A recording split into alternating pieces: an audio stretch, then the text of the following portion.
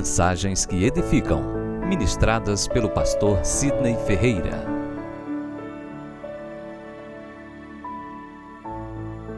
Meus amados, vamos juntos abrir a Bíblia no Evangelho de Lucas, capítulo 22, versículo 19, versículo 20. Os irmãos encontraram? Digam amém. Os que não encontraram, digam misericórdia. Os irmãos que encontraram, digam amém, glória e aleluia. Os que não encontraram, digam misericórdia, clemência e piedade. Graças a Deus todo mundo encontrou. Eu já ia dizer, os que encontraram, digam amém. Os que não encontraram, fique calado. Porque se não encontrar Lucas, o negócio está feio. É melhor ficar calado. Evangelho de Lucas, de São Lucas, capítulo 22, versículo 19 e 20. Assim está escrito: E tomando um pão, tendo dado graças, o partiu e lhes deu, dizendo: Isto é o meu corpo oferecido por vós. Fazei isto em memória de mim. Semelhantemente, depois de cear, tomou o cálice, dizendo: Este é o cálice da nova aliança no meu sangue derramado em favor de vós. Amém. Somente esses dois versículos, mas uma ênfase maior na parte terminal do versículo 19. E diz: Fazei isto em memória de mim. Podemos juntos todos repetir? Fazei isto em memória de mim. Meus irmãos, ao longo da história revelada nas Escrituras Sagradas, encontramos diversos relatos onde Deus estabelece alguns memoriais, no intuito e com o propósito de eternizar momentos especiais, para que o povo nunca cometa o lapso, o desvaneio de uma amnésia, de uma dislexia, que venha a esquecer desses momentos tão importantes e sublimes. Entre tantos memoriais, vamos citar alguns. Um dos grandes exemplos é o arco-íris. O arco-íris é um memorial de Deus, de uma aliança estabelecida entre o Criador e a criação. De que um dia o mundo já foi destruído através das águas e que jamais será destruído novamente por esta mesma causa.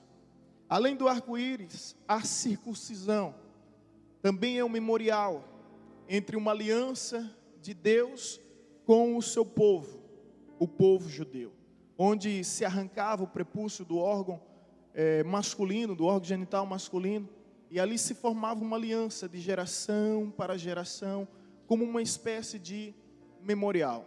Além da circuncisão, o sábado, também ele vem como memorial entre Deus e toda a nação de Israel, que durante 430 anos foram escravos na terra do Egito. E Deus estabelece o sábado como um descanso em forma de um memorial, para que o povo nunca se esquecesse que um dia eles foram escravos na terra do Egito. Uma aliança, deixando de passagem bem claro, entre Deus e a nação de Israel. Durante 430 anos, trabalhavam de domingo a domingo, anciãos e crianças, homens e mulheres. Então, diante de tanto sofrimento, Deus estabelece o sábado como um descanso. O sentido da palavra sábado é sabar, descansar e relembrar de que um dia eles foram escravos, mas hoje eles são livres. Além desses memoriais citados, a Bíblia nos mostra em Josué capítulo 4, que quando o povo, mediante a liderança de Josué, consegue atravessar o Rio Jordão, e a abertura do Rio Jordão é tão milagrosa e extraordinária quanto a abertura do Mar Vermelho. Não pense que é um milagre menor, porque quando Deus abre o Mar Vermelho, Deus forma dois paredões. O povo consegue passar com os pés enxutos, chega do outro lado com um novo cântico nos lábios. Mas o Rio Jordão é diferente. O Rio Jordão é uma correnteza.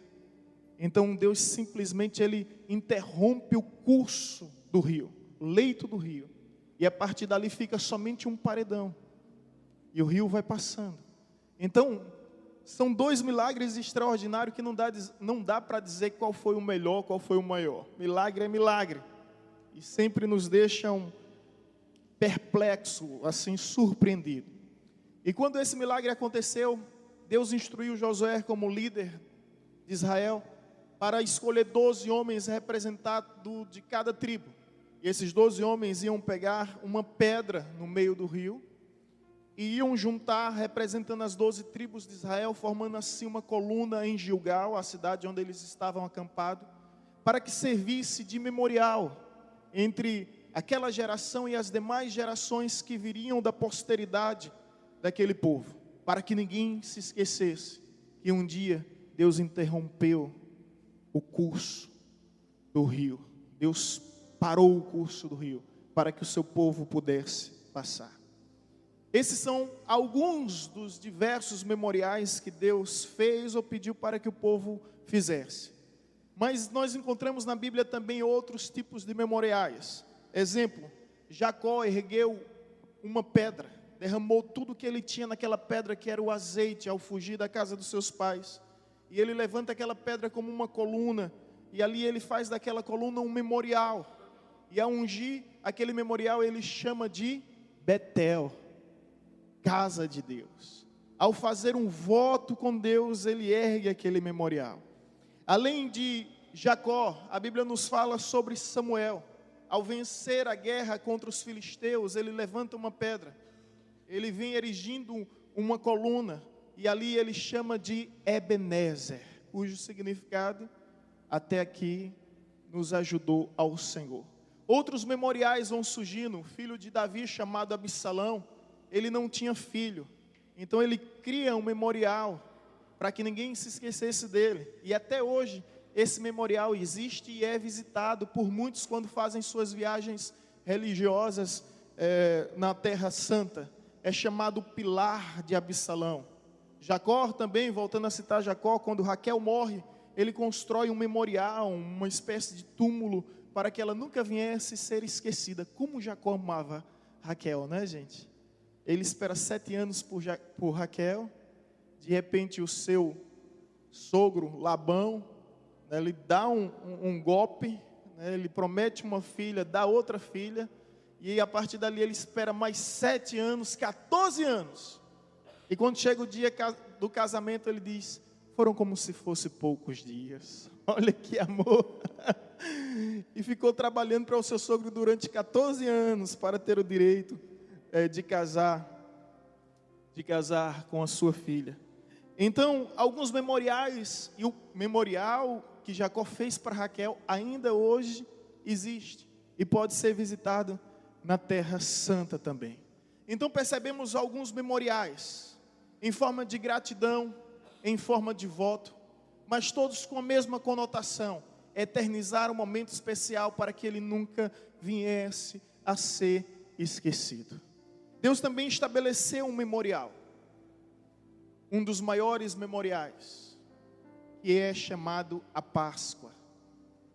Trata-se da libertação dos hebreus da escravidão no Egito, para a Terra Santa, para Canaã, a terra que mana leite e mana mel. E em que constituía a Páscoa? Constituía no livramento que Deus concedeu ao seu povo da 10ª praga, onde cada casa, onde cada tenda mataria um cordeiro, e com o sangue daquele cordeiro aspergiria sobre os umbrais da sua porta, e o anjo da morte à meia-noite, quando viesse passar, a casa que estivesse marcada ele não adentraria, e aquela casa não sofreria o luto. E isso significa Páscoa, não simplesmente a abertura do Mar Vermelho, mas sobretudo o livramento realizado por meio da morte do cordeiro. E Deus estabelece a Páscoa para que ela venha a ser celebrada todos os anos em Israel. E todos os anos, pasmem querido, o cordeiro era sacrificado. E há relatos que ele era sacrificado justamente à tarde, às 3 horas da tarde. É justamente o período em que Jesus está na cruz e declara estar consumado, e entrega o seu espírito a Deus. Jesus aqui nessa passagem, se você for leia a epígrafe, se sua Bíblia tiver, no versículo 14, acima, existe uma palavra, uma frase em negrito que diz o quê? A última Páscoa. Essa é a última Páscoa celebrada por Cristo. É o último encontro, é o último momento entre Ele e os seus discípulos. O que é que Ele faz? Ele celebra simplesmente uma ceia. Que capacidade extraordinária de administrar suas sensações, emoções e sentimentos. Porque na noite em que foi traído, Ele é capaz de se unir com os amigos, principalmente com o traidor. Então, na última Páscoa, Jesus vem instituindo a ceia. Esse período de transferência entre a antiga aliança e a nova aliança. Perceba que no versículo 20 ele fala: este é o cálice da nova aliança. Assim como o batismo vem para substituir a circuncisão, a ceia vem para substituir a Páscoa. Então Jesus aqui ele institui a ceia, se apresentando como o Cordeiro de Deus. Se a ceia pascual relembrava a liberdade entre o Egito e a terra prometida, essa ceia instituída por Cristo, a ceia cristã, nos faz lembrar da liberdade entre a vida de pecado e a vida de santidade. E Jesus nessa ocasião ele estabelece a ceia, e ele estabelece como memorial, diante das ordens expressa: fazer isto em memória de mim. Por que tamanha ênfase? Sabe por quê, irmãos? Infelizmente nós temos o costume de esquecer aquilo que nós deveríamos lembrar, e lembrar insistentemente daquilo que nós deveríamos esquecer. Então Jesus estabelece a ceia. Só que algumas palavras precisam aqui serem ponderadas e refletidas. Quando ele diz em memória de mim, não se trata simplesmente de recordar do que aconteceu. Não se trata de uma vaga lembrança. Mas quando ele diz em memória de mim, é reviver o que aconteceu. Não é simplesmente rememorar, mas é reviver o que de fato aconteceu. Décadas, séculos, milênios passaram e nós estamos aqui, cumprindo a ordenança de Cristo sobre a instituição mediante a sua ordem da ceia. Isso significa que a igreja tem cumprido a sua missão. Você tem cumprido a sua missão. Isso significa que essa verdade é uma realidade em nossa vida e que o Evangelho tem se tornado vivo em nossos corações. Amém? Aqui nós estamos. Mas algo que eu não consigo entender. Como um cristão pode desprezar a ceia? E despreza ao ponto de que em 1 Coríntios 11 o apóstolo Paulo diz: não desprezeis, ou melhor, não menosprezeis a ceia. Não podemos ignorar e subestimar a importância desse memorial. É incrível como há pessoas que passam trimestres, semestres e até mesmo anos sem cear. Na época do seminário nós fazíamos o papel de diácono e nós realizávamos a ceia, tanto no culto pela manhã quanto no culto à noite. Me recordo perfeitamente que em uma semana eu ceiei 4 vezes, servindo a ceia durante o culto na manhã, servindo a ceia durante o culto à noite, servindo a ceia na congregação próximo de Igaraçu, onde nós tínhamos a responsabilidade e assumíamos toda a atividade ministerial dos ofícios pastorais, exceto casamento, nós não realizávamos, e batismo. Mas ceia, culto administrativo, as demais coisas, era toda a nossa responsabilidade como obreiro naquele local. E depois na igreja sede, onde nós sempre íamos prestar satisfação do trabalho realizado, ali nós ceiávamos. E eu achei muito interessante em uma semana só ceiar 4 vezes. A ceia é tão importante que alguém certa feita na história disse o seguinte: se os anjos pudessem nos invejar, certamente ele nos invejaria no momento da Santa Ceia. Porque nós somos convidados a participar. Eles Não. Eles não sabem o que significa isso. Então imagine nesse momento uma legião de anjos ao nosso redor, observando essa mesa e questionando-se uns para os outros. O que será? Como será? E que privilégio é esse nosso de participarmos da ceia? A ceia que Jesus realiza quando Ele vem instituindo, é interessante que não é no meio das multidões. Ela é oferecida para quem? Para os seus discípulos. E os 12 se encontravam presentes. Os 12 compareceram. E Ele faz isso na presença dos seus discípulos, dos seus apóstolos. Porque é algo íntimo, porque é algo pessoal, porque é algo que não dá para ser celebrado com multidões de simpatizantes, com multidões de seguidores. É algo para ser realizado com pessoas convencidas, convertidas, decididas, resolutas a viver por Cristo. Por isso que a nossa ceia não é pública, ela não é exclusiva, no sentido de que somente a evangelizadora participa. Se houver um irmão em Cristo, seja qual for da denominação, é convidado a participar. Mas ela é restrita nesse aspecto somente para os verdadeiros discípulos de Cristo, aqueles que estão completamente decididos de viver por Ele e viver para Ele.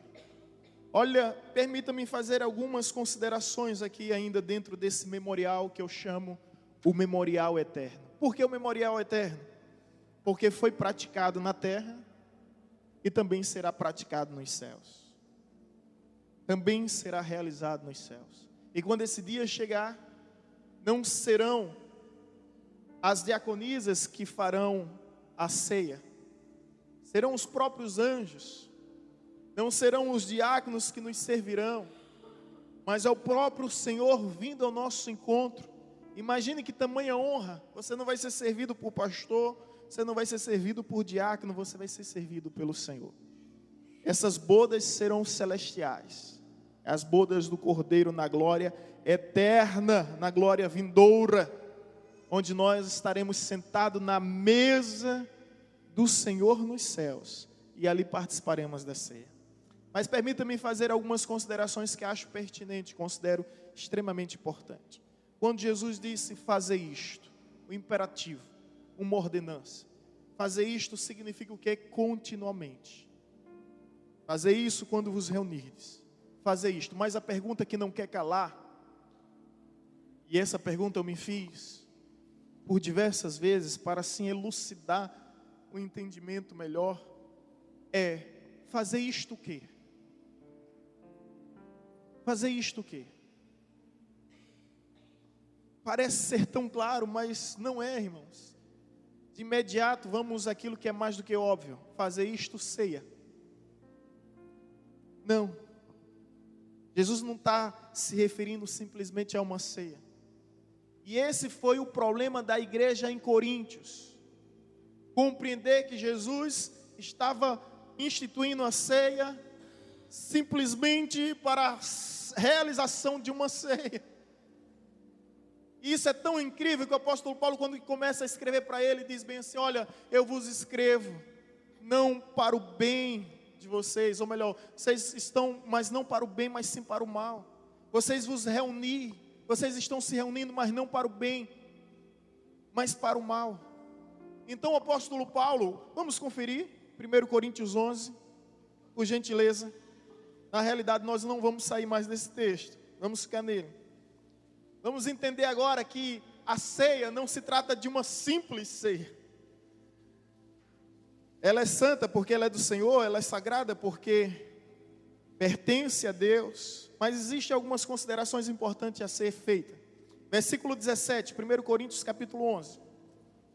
Para quem pensa que a ceia se resume simplesmente em se reunir, olha o que o apóstolo Paulo diz: nisto, porém, que vos prescrevo, não vos louvo, porquanto vos ajuntais não para melhor, e sim para pior. Porque antes de tudo estou informado a haver divisões entre vós quando vos reunis na igreja, e eu em parte creio. Forte, né, irmãos? Agora veja o versículo 20, ou 19. porque até mesmo importa que haja partido entre vós, para que também os aprovados se tornem conhecidos em vosso meio. Deixa eu abrir aspas aqui. Olha que interessante. O apóstolo Paulo, certa ocasião, ele diz: é necessário que haja heresia em vosso meio, para que os fiéis se manifestem. As heresias que vêm na igreja, vêm como um peneirão de Jeová. É Jeová colocando a peneira na sua igreja, para saber quem é seu. Quem não é seu vai ser iludido, ludibriado, manipulado por qualquer vento de doutrina. Da mesma forma que ele disse que é necessário que haja heresia, ei, você que é líder de ministério, escuta isso. Ele vai dizer que é necessário que haja divisão. É terrível, né? Ele disse que é necessário que haja facção, que haja dissensão, porque isso é intrinsecamente inerente à natureza humana. A natureza humana. Lembre-se que o primeiro homicídio da história destruiu 1/4 da humanidade. Foi. Quando Caim matou Abel, ficou somente Adão, Eva e Caim. Então, o homem é terrível. Irmão contra irmão, né? O irmão matou o próprio irmão. Mas olha só, presta atenção, porque até mesmo importa que haja partido entre vós, para que também os aprovados se tornem conhecidos em nosso meio. Assim como é necessário que haja heresia para que os fiéis se manifestem, porque os fiéis não adentrarão nos caminhos heréticos, os aprovados por Deus, eles não serão ludibriados com espírito de contenda. O poder da fofoca é até chegar no ouvido da sabedoria. Quando chega no ouvido da sabedoria, ela cessa. Ela não tem mais impacto nenhum. Enquanto Jesus não voltar, se prepare. A igreja vai ter heresia, a igreja vai viver em divisões. Mas os fiéis vão se manifestar. E os aprovados vão se revelar em nome de Jesus. Você é aprovado? Se você é aprovado, quando vier um espírito de facção, de contenda em sua direção, você vai repreender. Porque dar lugar ao diabo não é somente quem fala, mas também quem ouve. É quem alimenta a raiz de amargura, que é capaz de contaminar toda uma congregação, destruir ministério e fechar igrejas. Portanto, é bíblico, vai acontecer, mas os aprovados jamais vão compactuar e admitir tamanho erro. É forte isso, né, irmãos? É quando você percebe a fofoca que você é capaz de repreender, amor, irmão, pare com isso em nome de Jesus. Vamos olhar para os céus, vamos olhar para Cristo e vamos vencer em nome de Jesus. E cuidado com a fofoca, né? Porque aqueles que falam mal dos outros para você, certamente falará mal de você para os outros. É tudo uma questão de oportunidade. E quando a pessoa está fofocando, difamando, denegrindo, ela não está destruindo a imagem do outro, não é verdade? Ela está simplesmente destruindo a sua própria imagem, não é verdade? Não é essa sensação quando você tem que ver uma pessoa falar mal de outra? Aí você tem qual a sensação? Ela pensa que está denegrindo o outro, na realidade ela está denegrindo a si mesma. Ela não está revelando o caráter do outro, ela está entregando o seu próprio caráter. E cuidado, a Bíblia diz que aquele que odeia o seu irmão é o quê? Homicida. Muito bem. Aquele que odeia o seu irmão é homicida. Então vamos ter cuidado. Vamos ser um povo sarado, um povo restaurado, um povo curado, um povo santo, um povo vivo. Jesus está voltando e Ele vem em busca de uma noiva adornada e ataviada. Uma noiva que se veste de vestiduras brancas, que representa a pureza. Sabe o que eu acho bonito em Davi, homem segundo o coração de Deus? É que ele rogava o seguinte: Deus, me dá um coração admoestável, um coração ensinável, disposto a aprender. Sabe, queridos, eu peço tanto isso a Deus. Deus, me dá um coração sensível e ensinável. Não quero um coração petrificado, empedernido, que não aprende, como uma mula empacada, que não sai do lugar. Mas quão bom é ter um coração instruído. Sonda-me, ó Deus, e conhece, vê se há em mim algum caminho mau, e guia-me pelo caminho eterno.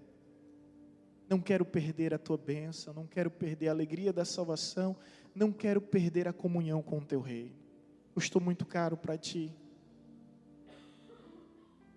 Custou muito caro e eu não posso brincar. Fazer isto, ou seja, vamos voltar ao assunto. O que é que nós entendemos por meio do versículo 17, 18, 19? Que não se trata de uma mera reunião. Olha, irmãos, a ceia não é simplesmente nos reunirmos. Quando ele diz bem assim, olha, eu não vos louvo porque vocês ajuntais para, não para melhor, mas sim para pior. Versículo 20, quando pois vos reunirmos no mesmo lugar, não é a ceia do Senhor que comeis. Preste atenção aqui, em nome de Jesus, para a gente entender o que é ceia. Ceia não é uma mera junção, uma mera reunião. Aqui o povo em Coríntios estava reunido, mas não para melhor, mas sim para pior, ao ponto que Paulo diz, olha, o que vocês estão celebrando não é ceia. Então, se a ceia não é uma reunião entre pessoas, o que é, pastor, então? Bom, é importante dizer ainda o que não é. A ceia também não é um banquete, uma refeição. Os irmãos em Coríntios cometeram dois erros. Pensar que a ceia era uma simples reunião e pensar que a ceia era um simples banquete. O que é que eles começam a fazer? Versículo 21. Porque ao comerdes, cada um toma antecipadamente a sua própria ceia. E há quem tenha fome, ao passo que há também quem se embriague. Olha só, os irmãos estavam tomando uma na ceia. Era, os irmãos vinham para a ceia e bebia vinho ao ponto de ficar embriagado. Mais uma prova bíblica de que o vinho fermentado daquela época, como em qualquer outra época, tem álcool e deixa a pessoa alcoolizada. Não tendes porventura casa onde comer e beber, ou menosprezais a igreja de Deus e envergonhais os que nada têm?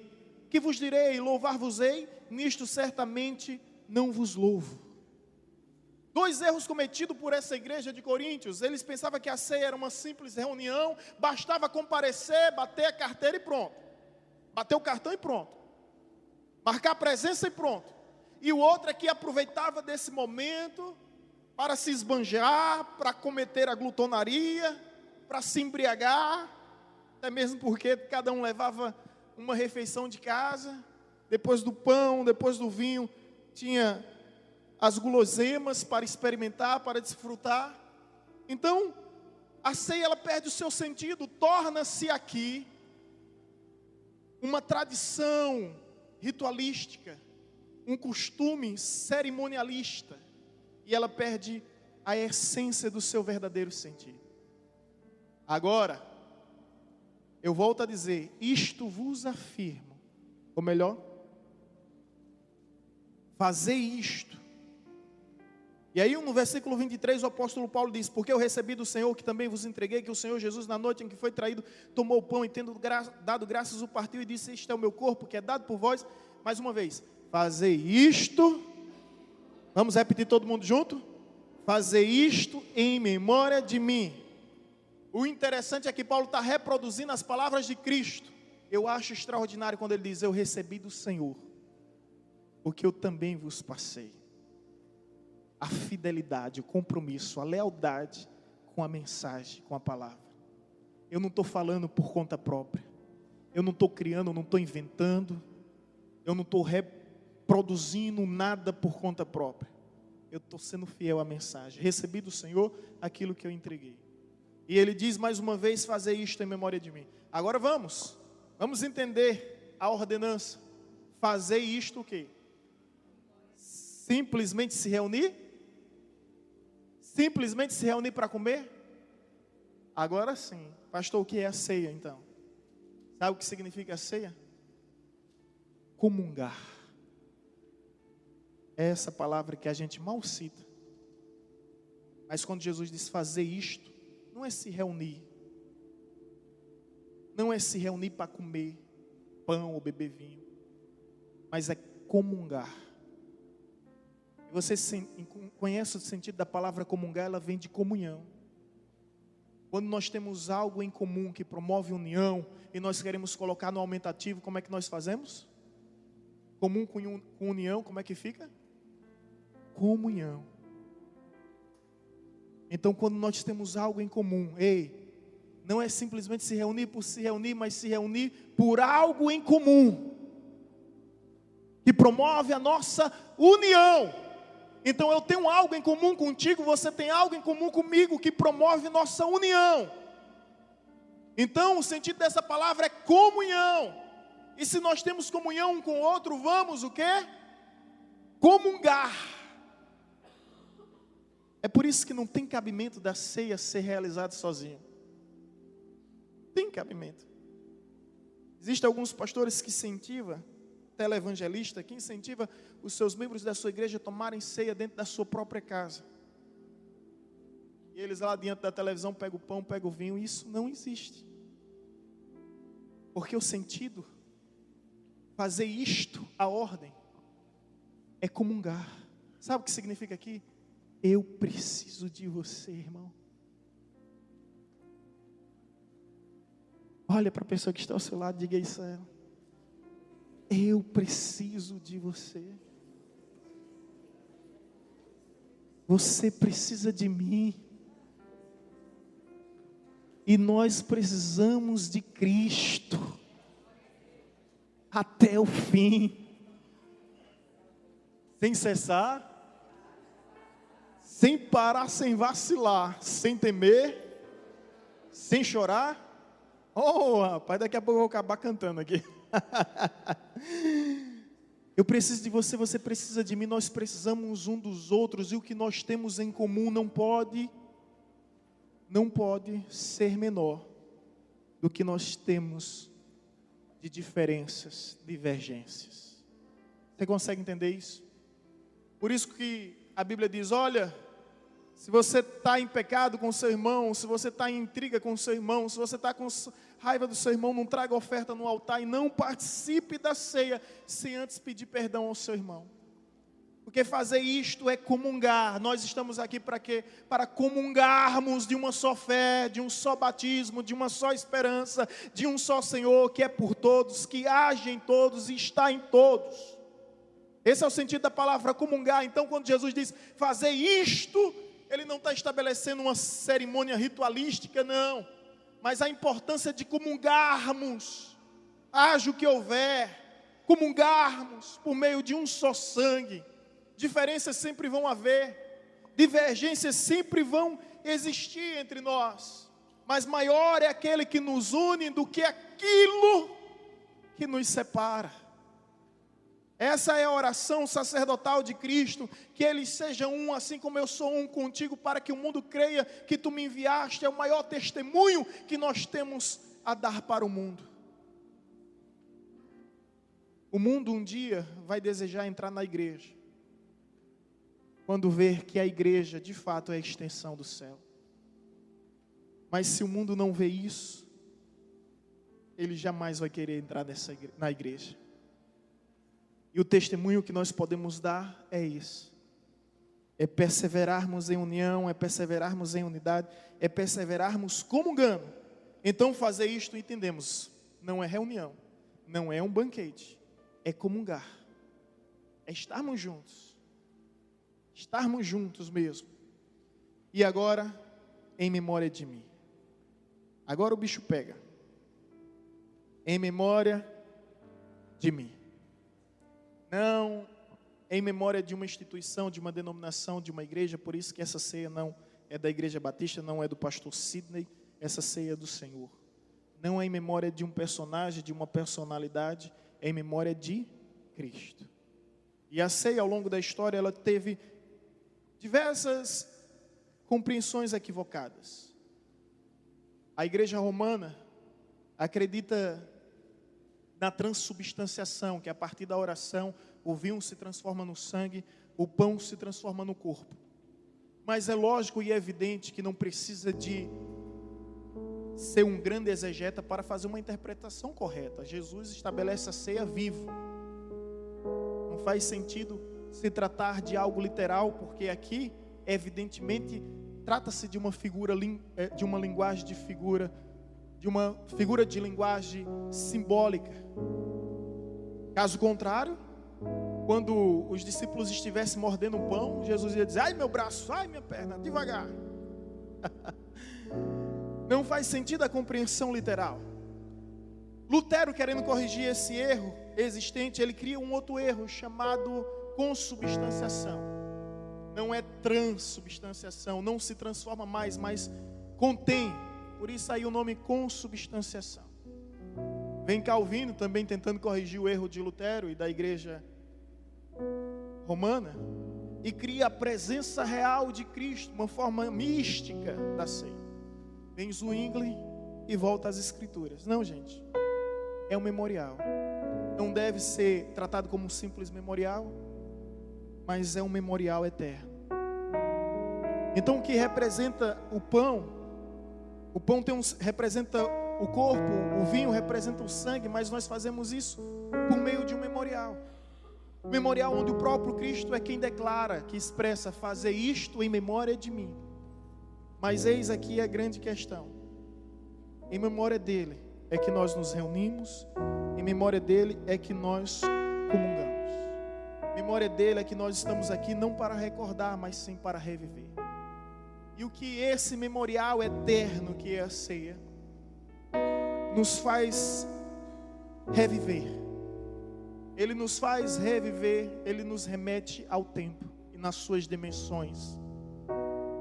Ele nos remete ao passado, ao presente e também ao futuro. Primeira coisa que a ceia deve nos fazer reviver é o passado de Cristo. A história daquele que mudou a história, daquele que não pode ser ignorado, daquele que não pode simplesmente ser esquecido ou rejeitado. Porque por mais que insistam em não lembrar dele, simplesmente o nosso calendário faz questão de fazer menção à sua existência, antes e depois de Cristo. Por mais que céticos, agnósticos e ateus tentem, se esforcem ao máximo para tentar ignorar a sua influência, eles não conseguem. Porque a sua presença, ela influenciou tanto a história, que a partir da sua vida o mundo nunca mais foi o mesmo. Então estamos aqui no passado, o memorial do passado. Que memorial é esse? É saber que Deus, ele tomou uma forma humana. É o que nós chamamos de encarnação. Ele tomou uma forma humana e veio viver entre nós, padecer das mesmas provações e aflições que nós temos. Em tudo foi tentado, mas não achou nele dolo algum. Você já parou para pensar sobre o mistério da encarnação? Que Deus se fez homem, deixou os céus para a terra, para que os homens um dia possam deixar a terra para ir para os céus. Há uma frase que eu gosto de citar: o Filho de Deus se fez filho dos homens, para que os filhos dos homens pudessem se tornar filhos de Deus. A encarnação é um mistério. É o Deus Emanuel, o Deus encarnado, vivendo conosco durante os 33 anos do seu ministério, durante os 33 anos da sua vida.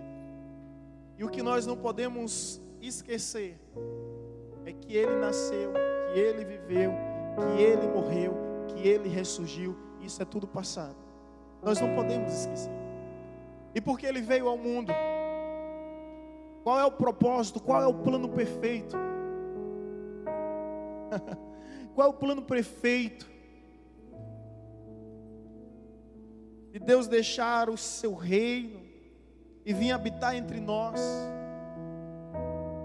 Um dia eu vi um pastor lá no seminário falar algo que na época eu fiquei até um pouco horrorizado, escandalizado, mas depois que ele concluiu, eu fiquei totalmente convencido.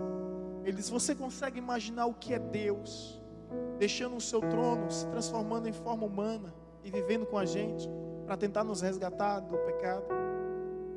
E a gente ficou assim pensando: que comparação encontrarmos?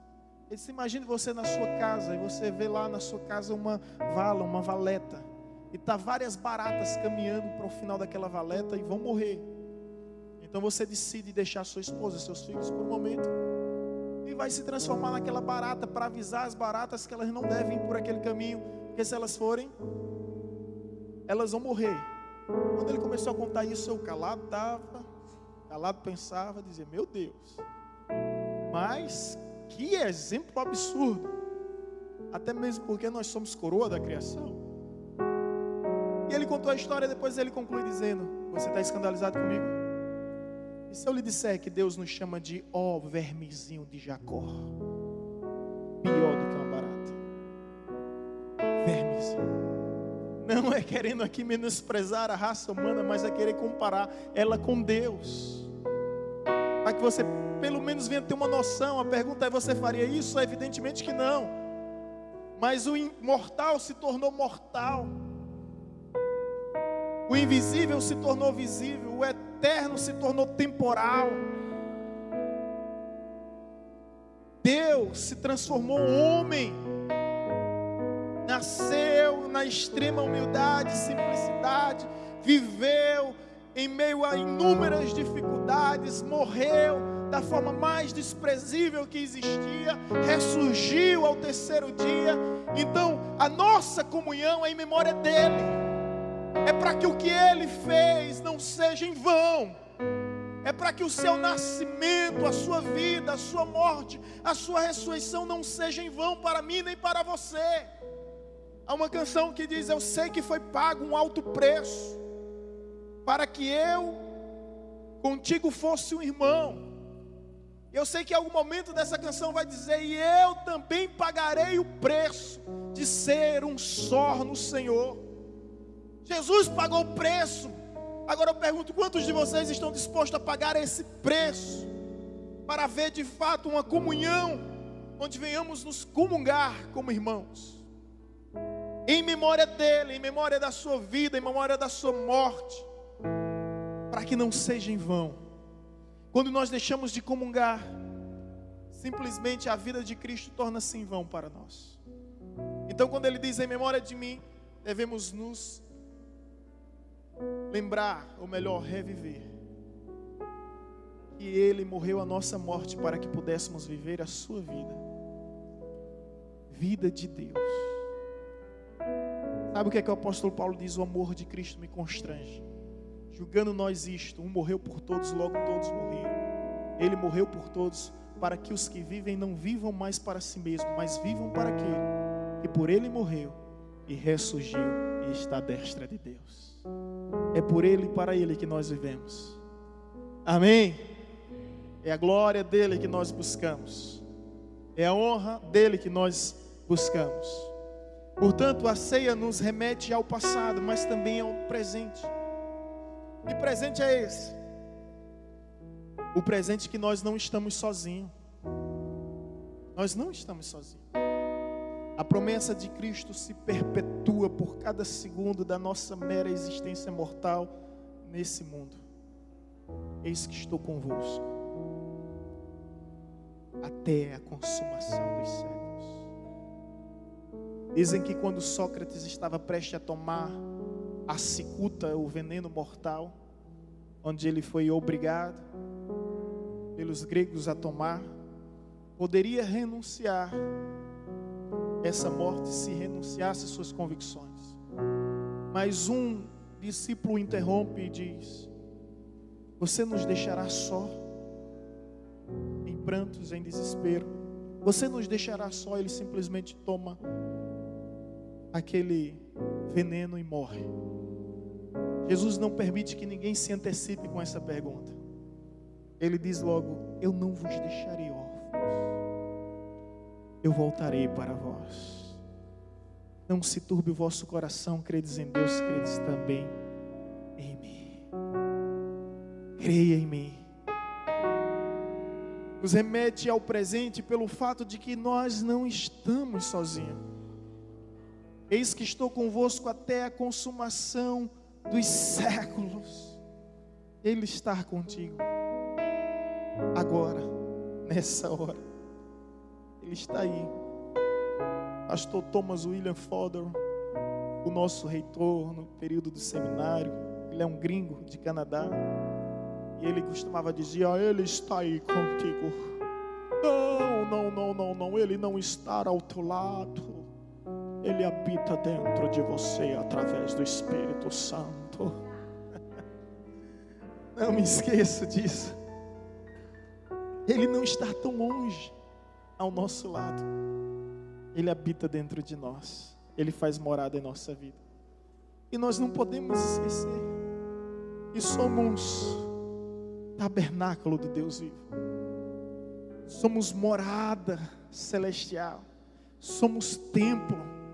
Somos templo. Você já parou para pensar que o Deus onipresente poderia morar em qualquer lugar do espaço sideral, em qualquer lugar do universo cósmico? Ele poderia habitar em qualquer galáxia, em qualquer dimensão.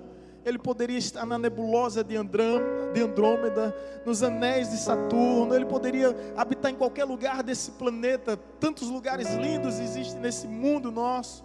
Nesse planeta Terra Ele poderia habitar, mas Ele não escolheu morar em nenhum espaço construído por mãos humanas. Ele não deseja habitar nas grandes basílicas, catedrais, templos suntuosos, santuários estupendos, mas Ele deseja habitar, e Ele escolheu para habitar em minha vida, em sua vida, em nossa vida.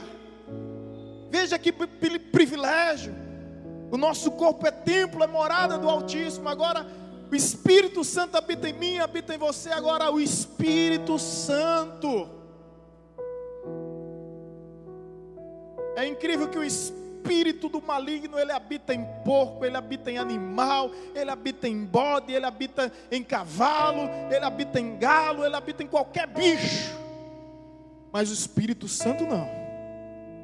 O Espírito Santo, ele só habita na igreja lavada e remida pelo sangue do Cordeiro.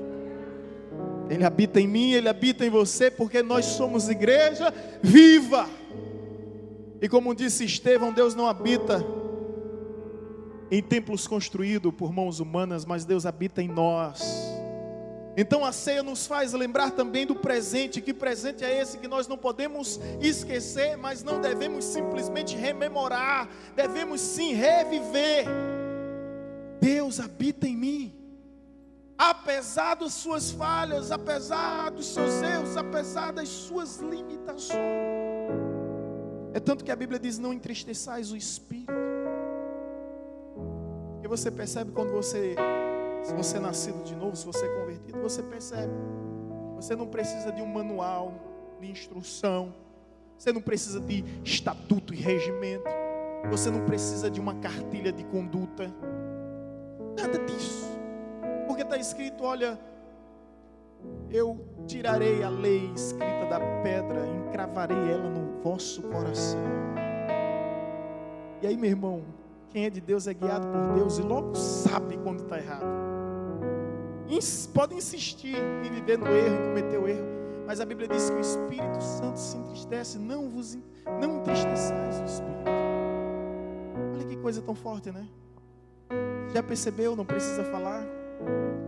O quanto o Espírito Santo se entristece quando nós estamos à deriva da rota prevista, prestes a viver uma colisão. Nosso espírito se abate, porque o Espírito Santo se entristece. Não entristeçais o Espírito. Opa, sabia que o Espírito tem ciúme? A Bíblia diz que o Espírito tem ciúme de nós. Ciúme nesse sentido é cuidado, é zelo. E a gente tem ciúme com aquilo que a gente ama. Não é excesso de ciúme doentio.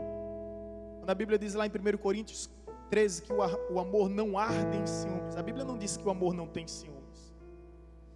A Bíblia diz que o amor não arde em ciúmes. Mas o Espírito Santo tem ciúme de nós. Do tempo que poderia ser dedicado para Ele, dedicamos para coisas vãs, triviais, efêmeras, que não edificam a nossa vida. Então, quando nos remete ao presente, é que nós não podemos esquecer em momento algum, irmãos, que Ele habita em nós. E Cristo, através do Espírito Santo, Ele habita em nós. Mas essa sua onipresença é tão grande, que quando nós estamos no passado, em memória dEle, nós lembramos da sua vinda, da sua vida, da sua morte, da sua ressurreição, poder sobre a existência, ao ponto de ressurgir dentre os mortos. E agora no presente nós lembramos que Ele habita em nós, mas mais do que isso, nós nos lembramos também do maior trono existente no mundo, pertence a Ele. Ele está assentado no mais alto e sublime trono, à destra de Deus Pai. Agora, olha bem para mim, em nome de Jesus. O que é que Ele está fazendo lá? Lugar de honra? Sim. Lugar de prestígio? Sim. Mas o que é que Ele está fazendo lá? Simplesmente para ser prestigiado por toda a criação? Homenageado por todos os anjos e criatura? Não. Ele não vive essa inércia letárgica, essa paralisia. Sabe o que é que Ele está fazendo à destra de Deus? Ele não está parado. Sabe o que é que Ele está fazendo à destra de Deus? Intercedendo por nós. Então, reviver, recordar e reviver, como já dizem, né? É o que nós não podemos esquecer, que além de habitar em nós, Ele está à destra de Deus, intercedendo por mim, intercedendo por você. Nós temos um advogado fiel. E quando Jesus advoga a nossa causa, não há quem possa nos acusar. Amém? Aquela mulher pega em adultério, segundo a lei, ela deveria ser apedrejada em público. Mas o maior erro dos fariseus, se a pretensão era matá-la, foi chamar Jesus para ser advogado dela. Jesus encontrou uma brecha na lei e defendeu aquela mulher. Porque aquele a quem Jesus defende, ninguém mais condena. Aquele a quem Jesus justifica, ninguém mais acusa.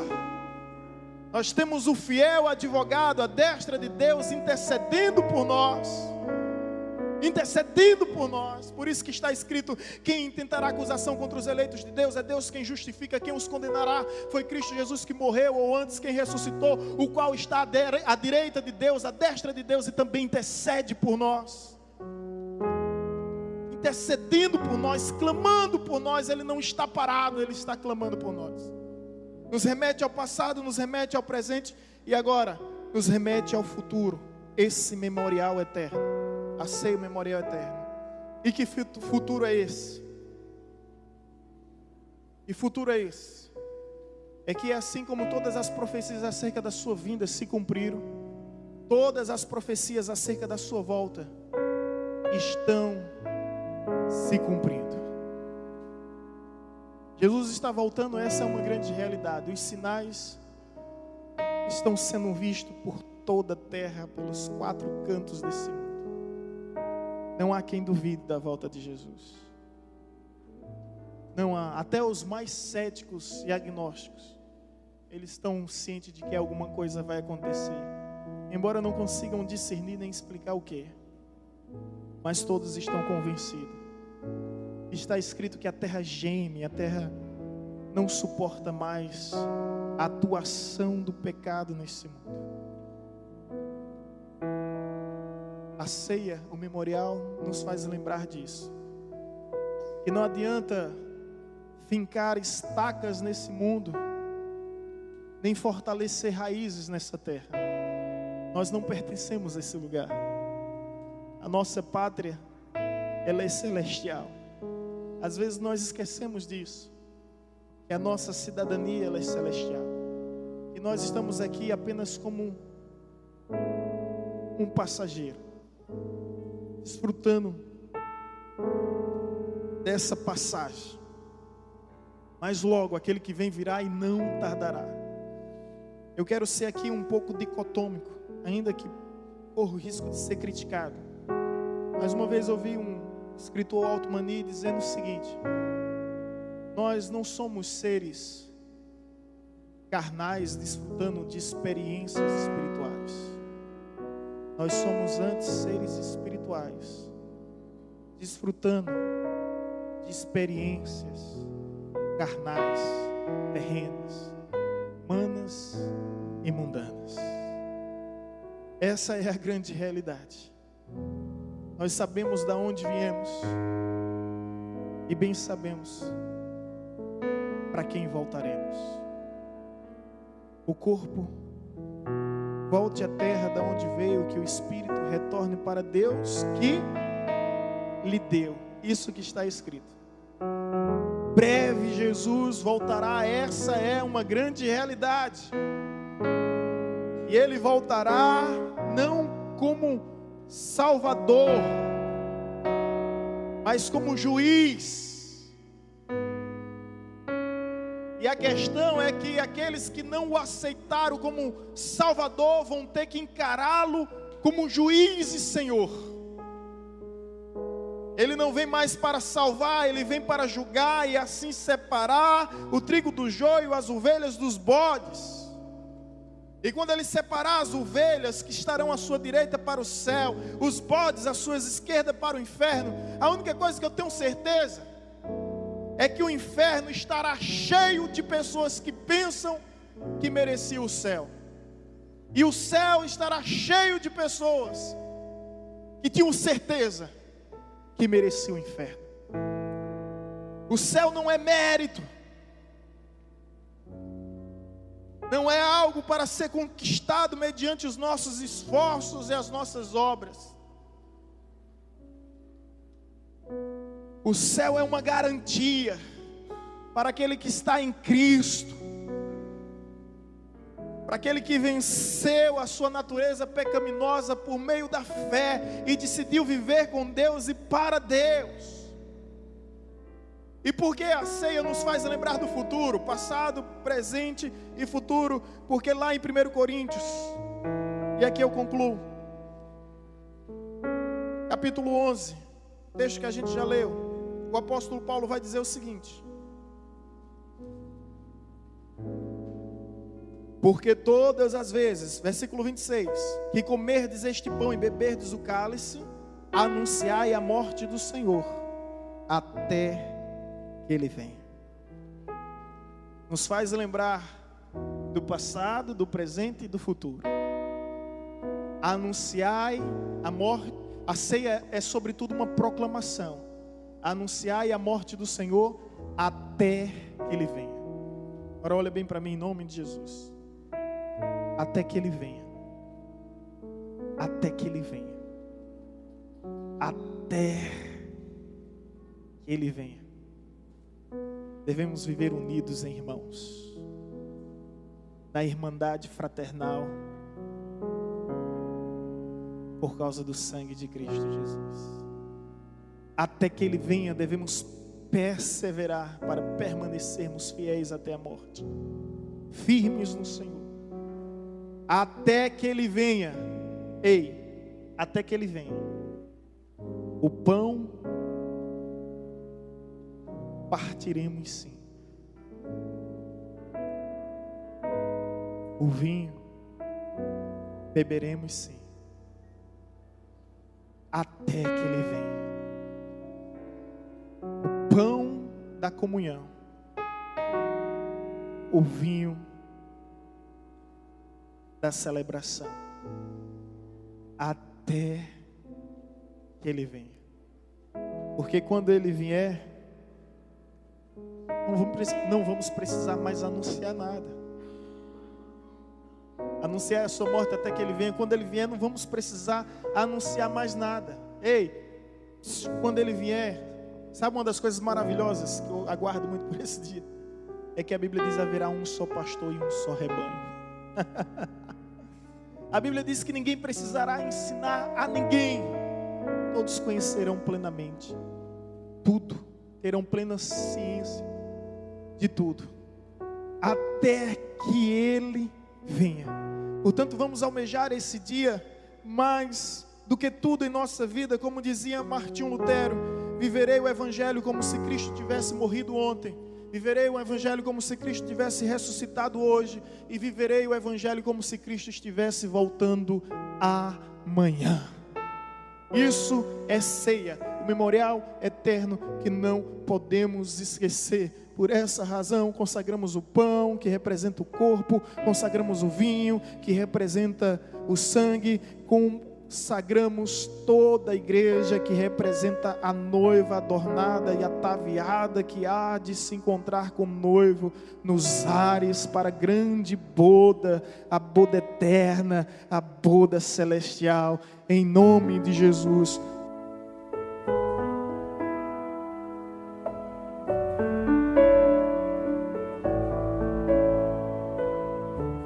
Você acabou de ouvir uma mensagem ministrada pelo pastor Sidney Ferreira, da Igreja Batista Evangelizadora.